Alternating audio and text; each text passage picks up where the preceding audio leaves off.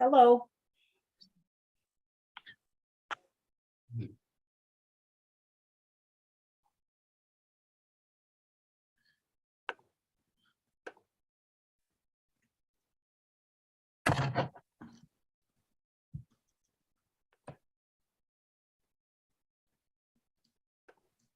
All right. Well, good evening. Welcome to the Christmas Eve service, and let me say Merry Christmas Merry to Christmas. you. Merry Christmas. Merry Christmas. This is a special night. Christmas Eve, the night before we celebrate the birth of a Jewish leader whose life and words have changed the minds and the hearts of many to the side of goodness, generosity, and caring. In honor of that birth, tonight we will tell the story of a man whose heart was changed toward goodness in the course of one extraordinary night. During the service, we'll hear a classic story written by the Unitarian writer Charles Dickens. We light our virtual chalices with his words. I've always thought of Christmas time, when it has come round, as a good time, a kind, forgiving, charitable time, the only time I know of in the long calendar of the year when men and women seem by one consent to open their shut-up hearts freely and to think of people below them as if they were fellow passengers. So we light our chalices tonight for all our fellow passengers in this life, that this holiday may bring lightness where there is heaviness and joy where there is sorrow. We are assisted tonight in the sharing of the Christmas story by Ryan, by Bob and Kathy, and by Peyton. So I hope you will sit back and enjoy this rendition of the Christmas story as we share it tonight. It was written originally by Tess Bomberger and Cindy Clarenbach for this version of the Christmas Carol. In 1843, shortly after visiting Unitarians here in the United States, and shortly after joining a Unitarian church in his country, England, Charles Dickens wrote the beloved story called A Christmas Carol. It's about a man named Ebenezer Scrooge. Scrooge loved money above all other things. To him, it was the most important thing in life, more important than family, friends, the people who worked for him, or people in general. Let's see what Dickens said happened to Scrooge one fateful Christmas. Let's start our Christmas Eve play. Once upon a time, of all the good days in the year, on Christmas Eve day, old Ebenezer Scrooge sat busy in his money-counting house. Outside in the cold, bleak weather, the city clocks had only just struck 3 in the afternoon, but it was quite dark already. Carriages and sleighs went by, the horses' bells jingling in the winter air. Scrooge kept a careful eye upon his clerk, who sat at a dismal little desk, copying letters. Scrooge had a very small fire, but the clerk's fire was so very much smaller that it looked like one coal.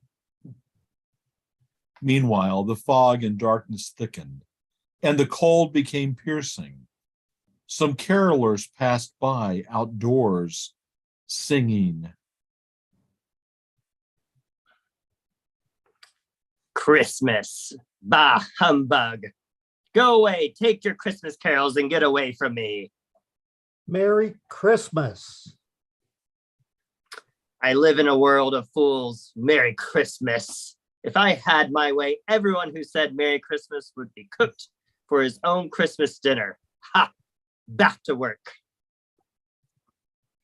At length, the hour of closing arrived, and Bob Cratchit, the clerk, stood up and put on his scarf. You'll want all day off tomorrow, I suppose, it being Christmas Day. If quite convenient, sir. It's not convenient and it's not fair. I pay a day's wages for no work. But it's only once a year. A poor excuse for picking a man's pocket every 25th of December. But I suppose you must have the whole day. Be sure to be here all the earlier the next morning. I promise. Merry Christmas, sir. Merry Christmas! Bah, humbug, humbug, I say. Something amazing was about to happen to Ebenezer Scrooge. A star of truth was about to shine in his life, and he had to find the courage to follow it. How do you like the story so far? Charles Dickens, who wrote it, knew what it was like to be poor. When he was 12 years old, his family lost all they had and were sent to a jail for poor people.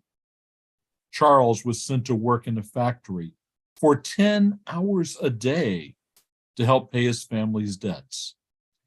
Later, he worked as a clerk like Bob Cratchit. He learned how hard things were for poor families.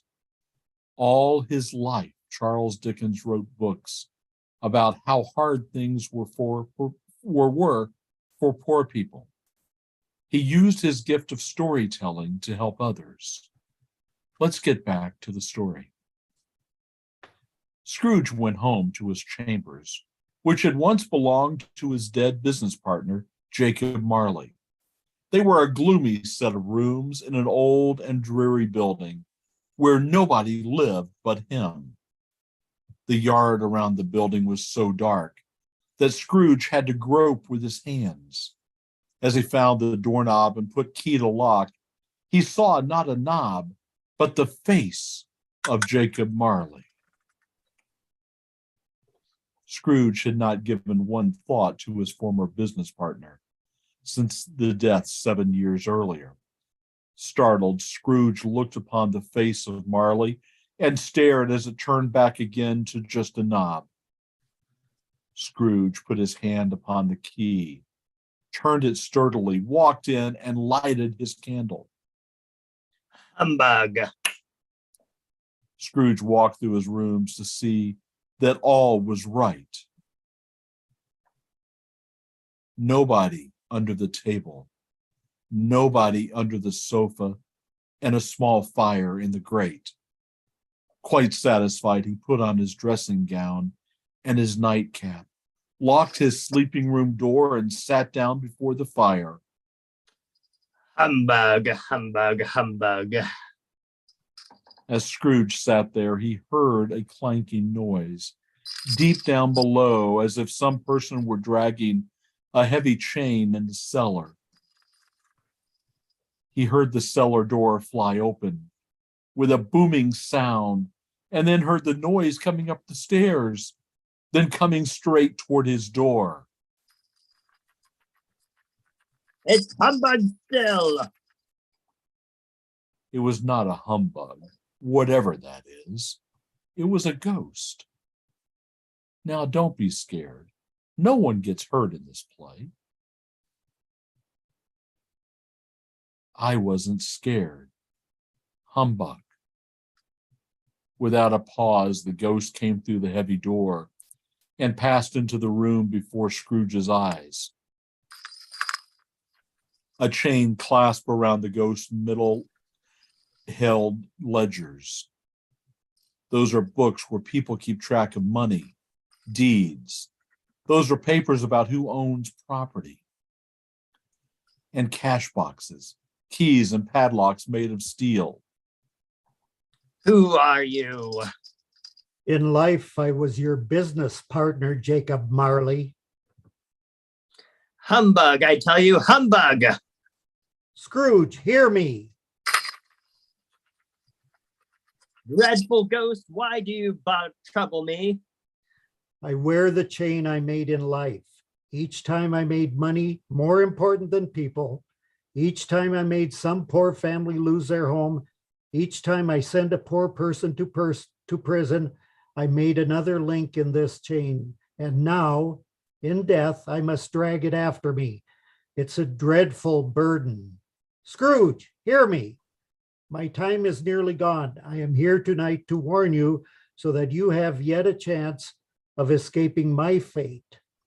You will be haunted this very evening by 3 spirits.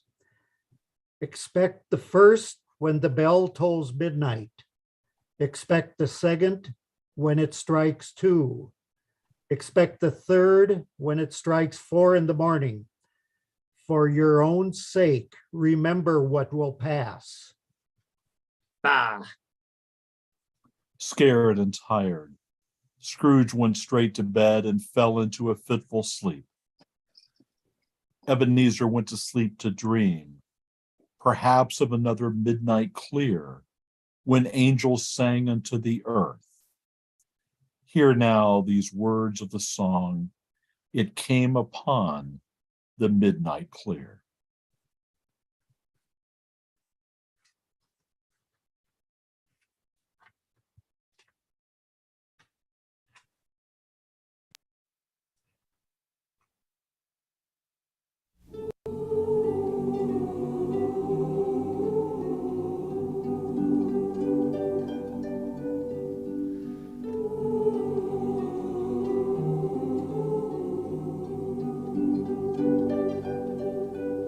It came upon the midnight clear, that glorious song of old, from angels bending near the earth to touch their harps of gold.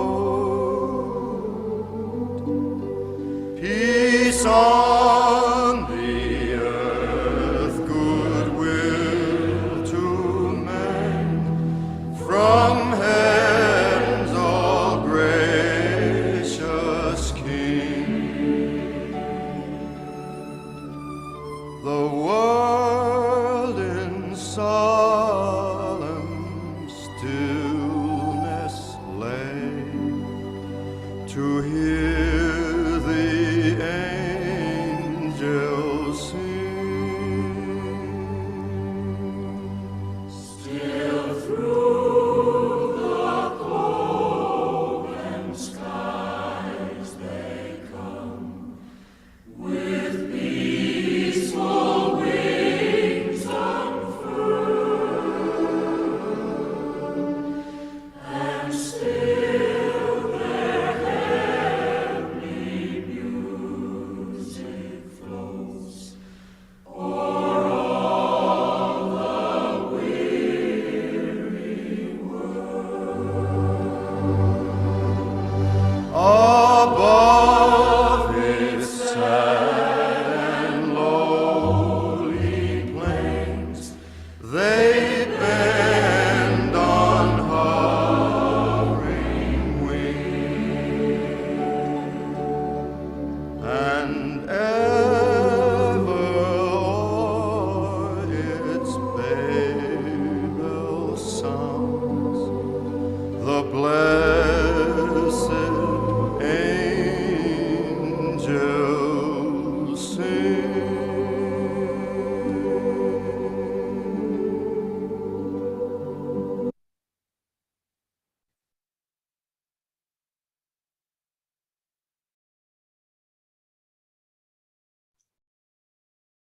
Now I said the Scrooge loved money more than friends, but maybe he had one friend anyway.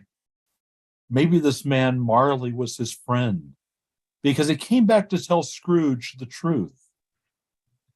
Friends do that sometimes. Sometimes a good friend will tell us the truth about how we could be better people. Do you think Scrooge will listen to his friend or to the ghost that would come? Let's see. Scrooge awoke when he heard the bell sounding the hour of midnight. Light flashed in the room. and curtains were drawn aside. Scrooge found himself face to face with an unearthly visitor.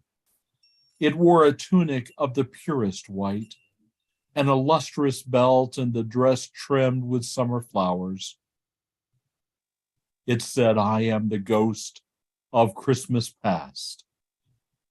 As the ghost spoke these words, they clasped Scrooge's hand, and they passed through the wall, and soon stood upon a country road with fields on either side. Good heavens, I was a boy here. Walking the road, he recognized every gate, every spot, every tree. Soon they came to a school. The ghost said, "The school is not quite deserted. A solitary child, neglected by his friends, is left there still." Scrooge beheld himself as a child, thin, cold, alone at Christmas time in the old school, with no one to care for him. I knew the boy. Scrooge sobbed as he remembered what a sad child he had been, always alone on Christmas Day. The ghost grasped his hand again, then stopped at a warehouse door. Oh, Fezziwigs, I had my first job here. In they went, and at the sight of an old gentleman sitting behind a high desk next to his wife, Scrooge cried out, Why, it's old Fezziwig, bless his heart. It's Fezziwig alive again. Yo ho there, Ebenezer? Dick? Scrooge's former self, now a young man, came briskly in, accompanied by a fellow apprentice. Yo ho, my boys. No more work tonight. Christmas Eve, Ebenezer. Christmas Eve, Dick. Oh, the Christmas party. He threw such marvelous parties, plenty of cake and punch and pies. It was glorious. Of course, it cost him a fortune. Scrooge could scarcely believe his eyes, seeing himself as he was then. As the jolly Christmas party began, Scrooge caught sight of a young girl, Fezziwig's daughter, Belle. Ah, Belle, as lovely as ever. She always took my breath away. That was before I took the job with Marley and became infected with greed. And then, again, away Scrooge and the ghost went. Again, Scrooge saw himself, older now, a man in the prime of his life, with an eager, greedy, restless motion in his eyes. He sat not alone, but with Belle, who had tears trailing down her cheeks. He had loved this girl once, and they were to be married. Oh, Spirit, don't show me this day. We cannot marry, Ebenezer. You do not love me as you did. I fear a golden idol replaces me and again engrosses you. She rose and walked sadly away. Love of money had made him lose her. No, no, don't go, Belle. The ghost of Christmas past said, "She cannot hear you." Oh, you foolish young man, to have prized money over that woman. Ghost, remove me from this place. The ghost said, "I told you. These were shadows of the things that have been, that they are what they are. Do not blame me." Remove me, remove me. I cannot bear it. Take me back, haunt me no longer. Scrooge found himself in his own bedroom and fell heavily back to sleep. When the star of truth shone into Scrooge's life, he had the courage to follow and to see what treasures its light revealed. Some were painful, but valuable, all the same. It's now come time in our service to share in an offering. Obviously, you cannot give in person tonight, but you can send a check to Peoples at 4980 Gordon Avenue Northwest. You can go to the website and use the Donate Now tab in the upper right-hand corner, or you can use the Vanco mobile app. And the Christmas Eve service has always been an offering for the minister's discretionary fund. The discretionary fund is used for the People's family. This past year was used for people who needed gas money to get to doctor's appointments. It was used for families who needed food and a variety of other things that of people that had needs within the congregation and the family at People's. I appreciate all of the contributions you've made in the past and hope that once again, you will be able to help with that very important fund. During this time of offering, we're going to listen to a song. I fell in love when I was in my late teens, and it is a love that still abides today. And it was with the voice of a singer that is one of the few singers in the world that can actually sing "O Holy Night." So I invite you to listen to this rendition of "O Holy Night" by Sandi Patty. On the piano is a guy by the name of Jay Rouse, who was a friend of mine from my high school years. Oh, So I fun. invite you to hear this song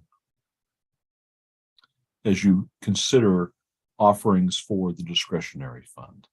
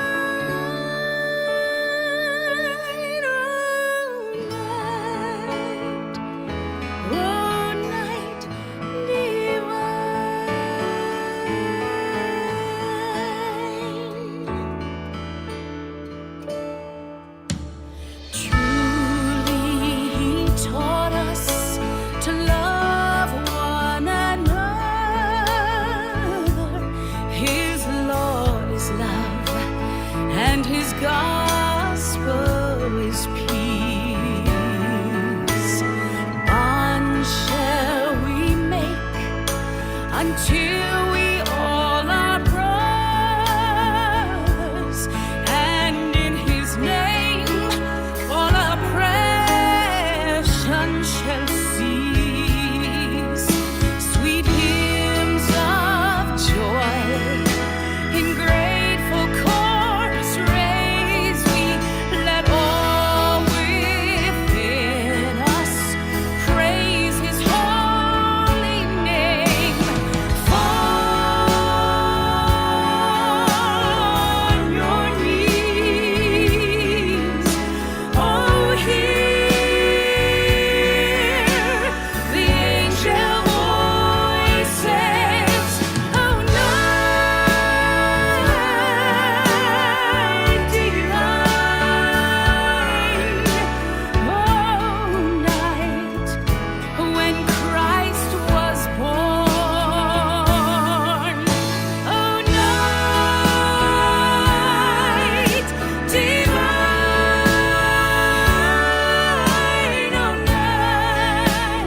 oh night divine.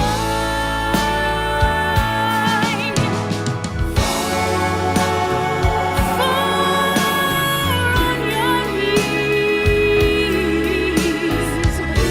oh hear the angels' voices, oh night divine, oh night when Christ was born, oh night divine.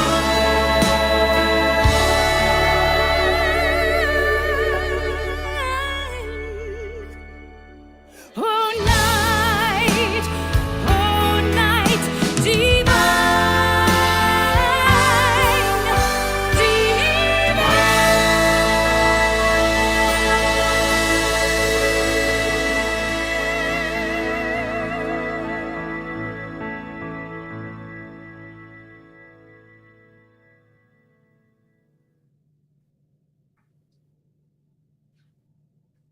Thank you for your generosity to peoples. It is genuinely appreciated. Can you imagine seeing yourself as you once were?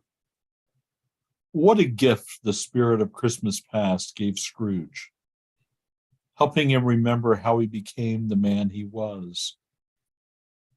It was a painful gift for Scrooge, though. Let's see how he was able to receive it and the gift of the next spirit. Scrooge woke in the middle of a great snore, knowing the bell was about to strike 2. Trembling, he watched and waited.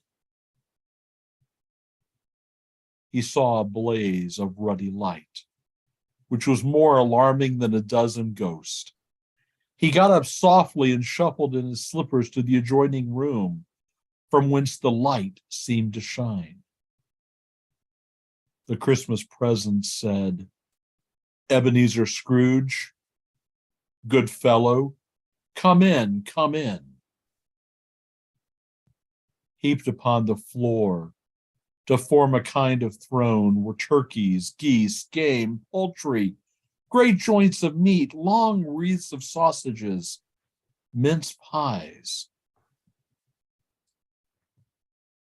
I guess they weren't vegetarians, were they?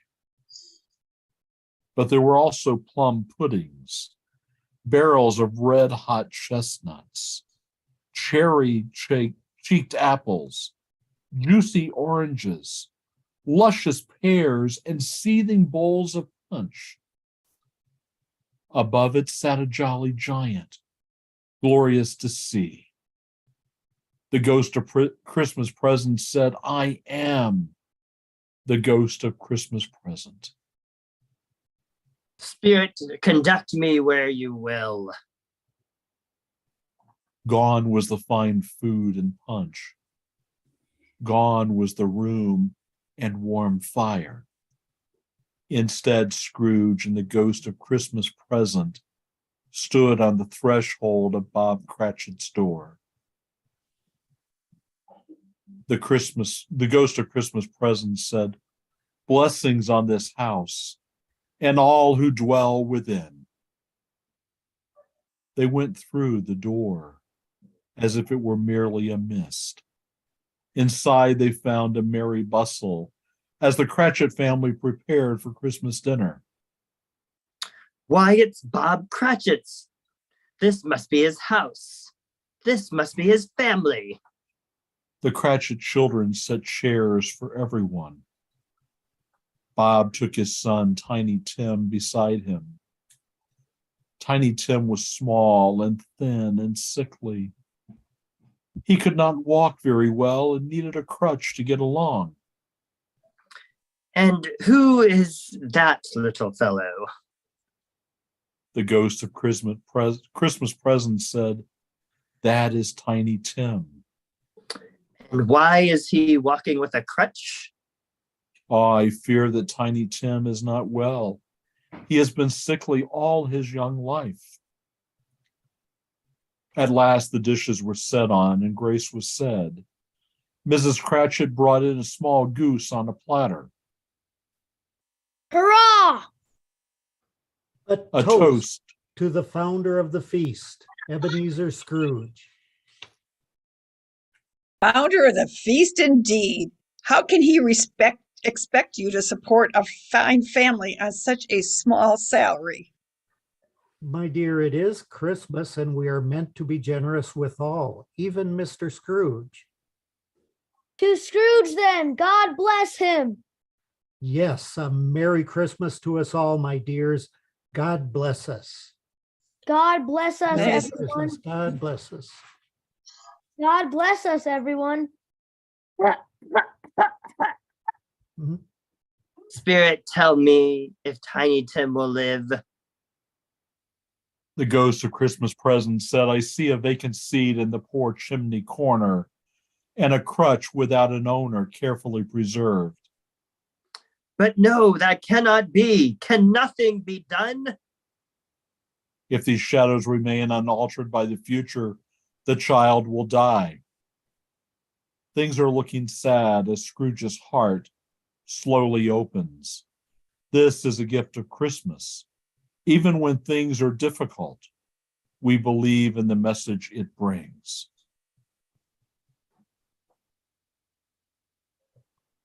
Because of the gift of truth from the ghost of Christmas past, Scrooge has seen himself as a lonely child, transformed into a man more inspired by greed than love. Because of the gift of the ghost of Christmas Present, Scrooge has seen the hidden home life of his worker, Bob Cratchit. He has seen a sickly child who blesses everyone. This touches the old miser's heart. It must have made Scrooge think. Here was a boy whose life was even worse than his, except this child had a loving family. What gift do you think the next spirit will bring? And how will Scrooge find out? Or how will Scrooge react? Let's find out.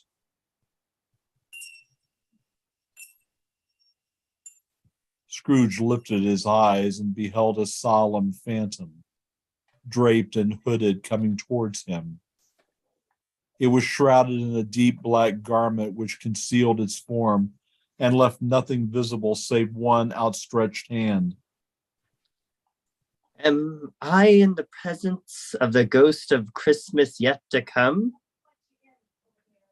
The ghost answered, "Not," but pointed downward with its hand. You are about to show me shadows of things that have not yet happened, but will happen in time. Is that so, Spirit? Although used to ghostly company by this time, Scrooge feared the silent shape so much that his legs trembled beneath him and he found that he could hardly stand.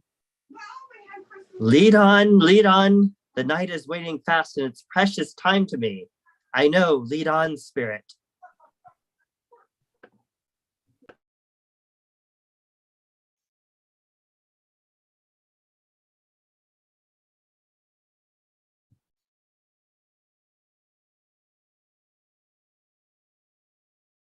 Did we lose David? I think we lost David. Let's hang out for a minute. I'm sure I'll come back. Oh, wow. Or I could read it. I have the script too. I don't know. Up to you, Ryan. Whatever you want to do. We'll give him a second. And if not, then we'll continue the story. Joy of technology. Oh, yeah. Always a good time. I was gonna say my little tuxedo kitty here is joining in tonight too. Oh, good. Oh, This is Manny. You guys are doing a wonderful job. This is a great way to do this. Thank you. good. All credit to David, I think. Mhm. Or Ryan, did you Mhm. have a part in arranging all of this? No, I didn't. I just got assigned to be Scrooge. And so- Typecasting. No. Yeah, Yeah. you probably had to practice a lot to do that role. Okay, or just play lots of Dungeons and Dragons and then that's probably it. Yeah.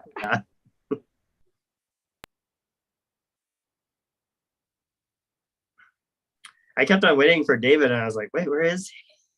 Well, maybe I see he's maybe coming back. Oh, okay. As a spirit, right? Yes, as the spirit is returning. It's the silence of the spirit waiting. Oh, things happen that are all, don't they? Yes. It wouldn't be a You hear virtual. me? We can hear you. We can't see you yet. You able to hear me? Yes. Okay. The power, the Oops. to the laptop. So here, while my spot in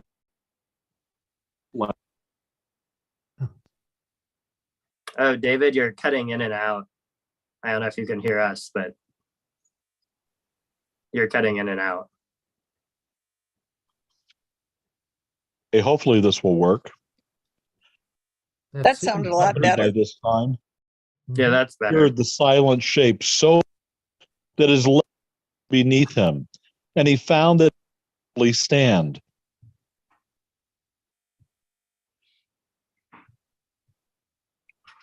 Sorry, David. Where are you? And you're cutting in and out still. I'm near and page 8.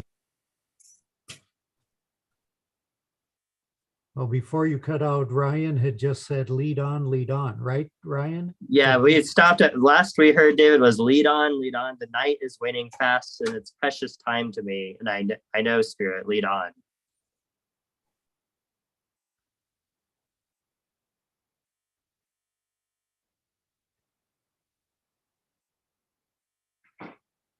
Oh, This is not encouraging.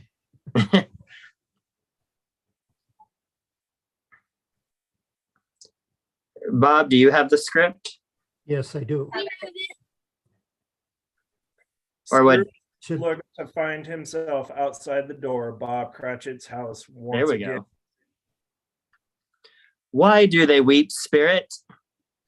The spirit said nothing, just pointed to Bob Cratchit coming up the street, head bowed down. Cratchit sighs, then squares his shoulders as he opens the door. sorry I'm late, my dear. I was at the churchyard visiting Tiny Tim's grave. I promised him I would visit it often. Oh, Bob, I miss him so much. So do I, my dear. So do we all. That's enough, cruel spirit. Is there no hope that Tiny Tim could live? The spirit said nothing, just raised one ghostly arm and pointed. The next moment, the spirit and Scrooge stood in a graveyard. The spirit pointed to one of the graves. What is this place? Is this where poor Tiny Tim is buried?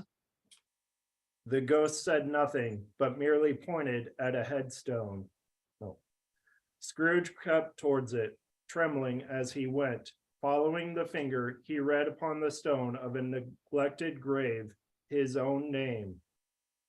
Ebenezer Scrooge? No, Spirit. Oh, no, no.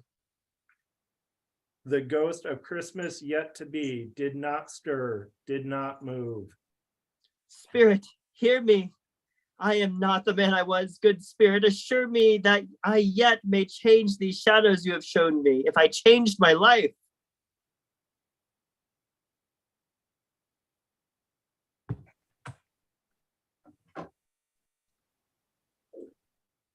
So Ryan, do you have the wrap up comments? Oh, is there no more on yours? Well, that's all I have. That's oh, all. no. Oh, no. I just admitted David again. David, are you back? I am back.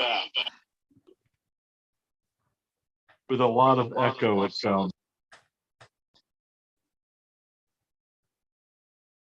You guys finish? Yes. No.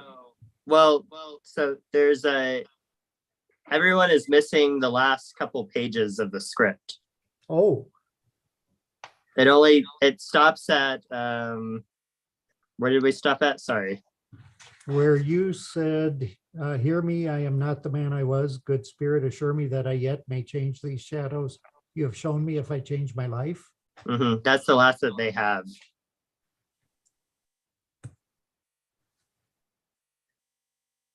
Okay, okay. Ghostly company by this time, Scrooge shape. So much is late him, and he found it.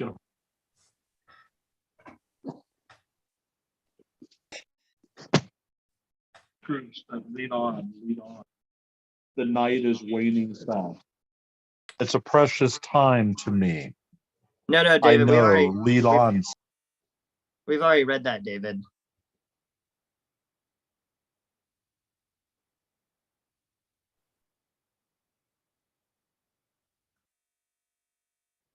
Can you hear us, David? Oh, he's gone.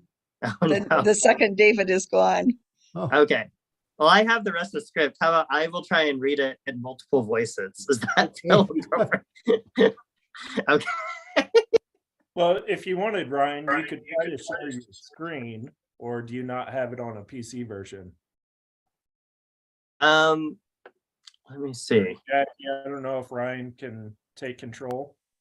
Yeah, I think Jackie would have to make me a or can I share? Yeah, only a host can share this meeting.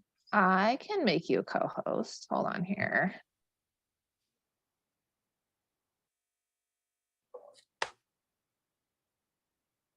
All right. Do you see it now?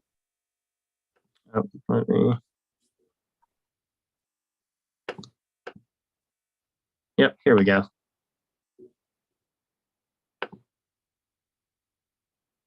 I'll have to pull it up real quick. Okay, 1 second. You all get to see my icons and stuff. Let's see, what did I? Oh, that's on.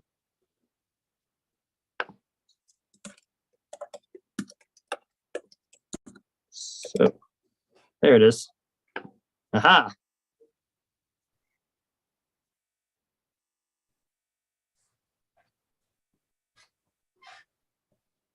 We already did that.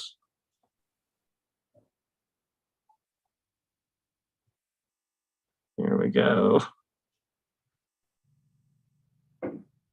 Okay, here we go. So I'm gonna start at Ryan as Scrooge, Spirit. Ryan. Oh, what's that, Peyton? We're good?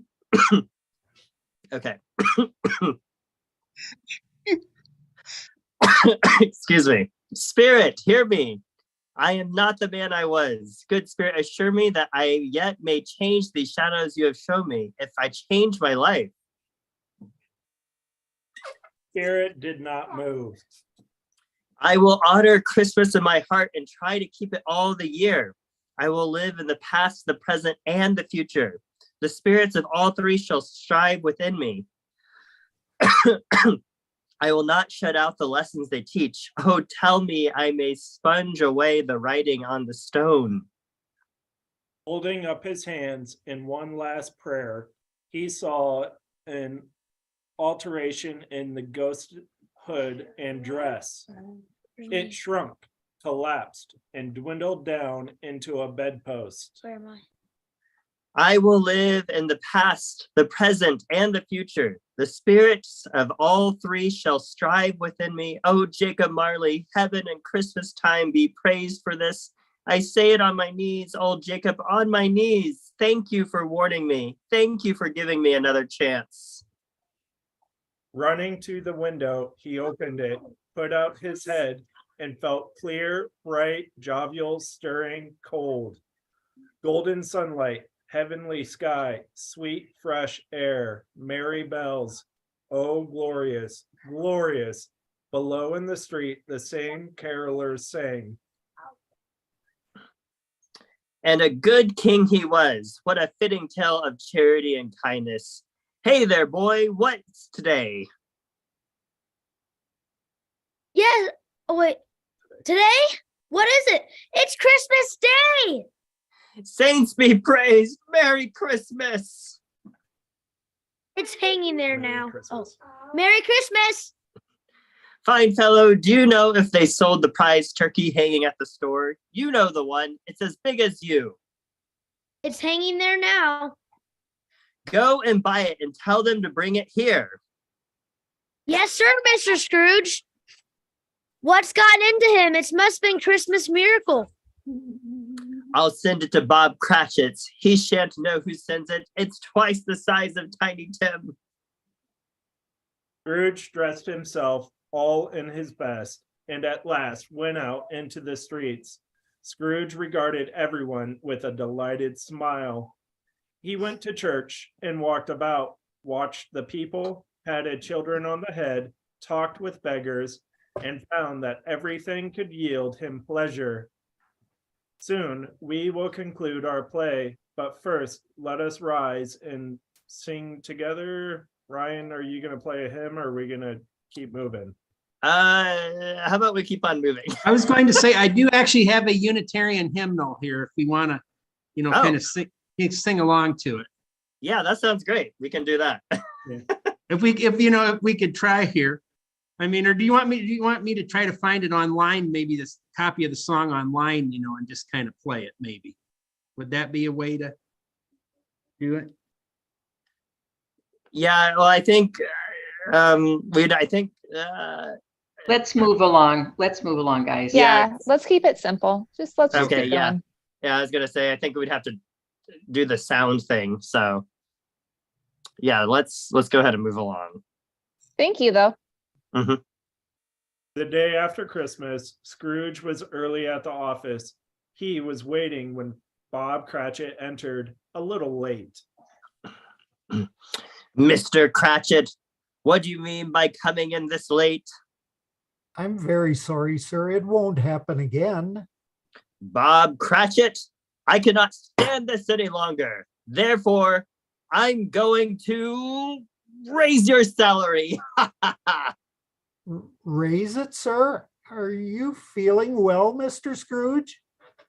Better than ever in my whole life. A Merry Christmas, Bob. And may it be a merrier Christmas, my good fellow, than I have given you for many a year. You are serious. And a Merry Christmas to you too, sir. Not only do I intend to raise your salary, Bob Cratchit, I intend to provide Tiny Tim with the finest medical care that can be found. Tiny Tim, how do you know about my son, sir? Oh, never mind. Right now, I have quite a tale to tell, such as you would never believe. We will discuss it all this very afternoon, Bob, over a cup of Christmas punch. For now, let's see what we can do for some poor people who rent apartments from me. Scrooge was better than his word. He did it all. and infinitely more. And to Tiny Tim, who did not die, he was a second father. He became as good a friend, as good a master, and as good man as the good old city knew. And it was always said of him from that great night forward that he knew how to keep Christmas well. May that be truly said of all of us. Merry Merry Christmas Merry Christmas. Christmas. and Happy New Year. So our story concludes. Thank you to all who worked to make it happen. Okay, I do have the benediction here, and it's Perfect. Okay, and with these words, we end this Christmas service. With these words by Howard Thurman, we end this Christmas service this evening. When the song of angels is stilled, when the star in the sky is gone, when the kings and princes are home, when the shepherds are back with their flock, the work of Christmas begins. To find the lost, to heal the broken, to feed the hungry, to release the prisoner, to rebuild the nations, to bring peace among the brothers, to make music in the heart.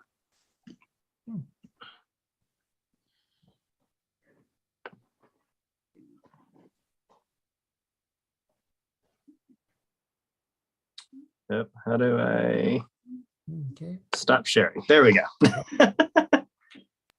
We made it. We made it. We made Thanks, it. everyone. No Merry problem. Christmas. Merry Christmas. Merry Christmas. Thanks Christmas. everyone Merry for Christmas. Thank you. jumping in when you needed to. Yes. Thank you for the help, everyone. Ryan, is there a service tomorrow? There is a service tomorrow, and it's going to be You online. going? Oh, I will- online. Yeah, Can we, Yeah, I was gonna it'll- say, Okay. can we end by singing Silent Night? I saw that was up. People want to do that. Yes. So. let me Yeah. Does see. anyone want to lead it? Does anyone feel confident? I can certainly try. I said I have the hymnal here. Give me just a minute. Try to find where it's. Give me just a moment here. Okay, silent night, holy night, all is calm, all is bright. Right. Round Young Virgin Mother and Child, There's some holy and so tender and mild. sleep Sleep in heavenly peace. Sleep in heavenly peace. Kind of like a don't think- round. Good job, guys. Yay. Merry Christmas. Amen and blessed be. Merry Christmas. There Have we a good go. one. All right, everyone. Have a Peace be good with night. you all. Peace be Good with night. you. Rest well. Enjoy a Cupco. Sing Silent Night or listen to Silent Night. You know, it might sound better. Good being with everyone. Bye-bye.